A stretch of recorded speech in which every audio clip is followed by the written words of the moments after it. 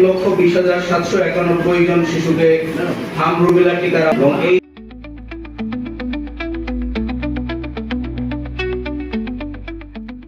টিকায় সুরক্ষা, টিকায় মুক্তি।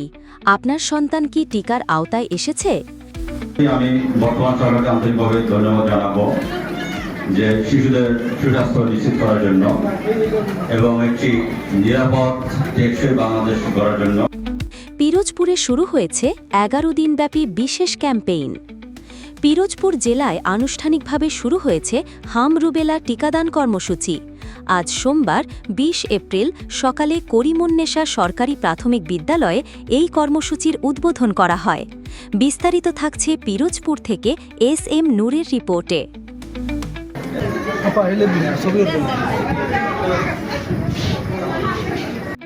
জেলা সিভিল সার্জন ডাক্তার মতিউর রহমানের সভাপতিত্বে অনুষ্ঠিত এই আয়োজনে প্রধান অতিথি হিসাবে উপস্থিত ছিলেন জেলা প্রশাসক আবু সাঈদ।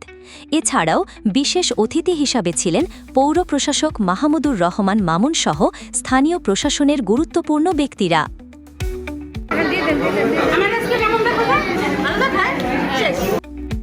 উদ্বোধনী অনুষ্ঠানে বক্তারা গুরুত্ব দিয়ে বলেন, হাম ও রুবেলা প্রতিরোধে টিকাদানই সবচেয়ে কার্যকর উপায়।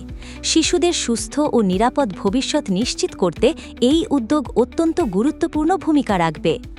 নির্ধারিত সময়ে শিশুদের টিকা কেন্দ্রে নিয়ে আসার জন্য সকল অভিভাবকের প্রতি আহ্বান জানানো হয়েছে।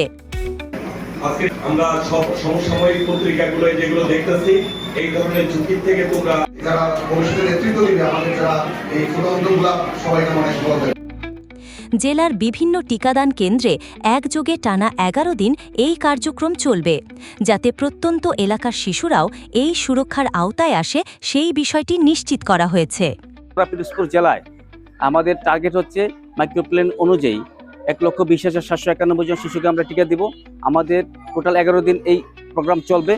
আপনার আশেপাশে যদি 6 মাস থেকে 5 বছরের শিশু থাকে তাহলে অবশ্যই নির্ধারিত সময় টিকা কেন্দ্রে নিয়ে যান।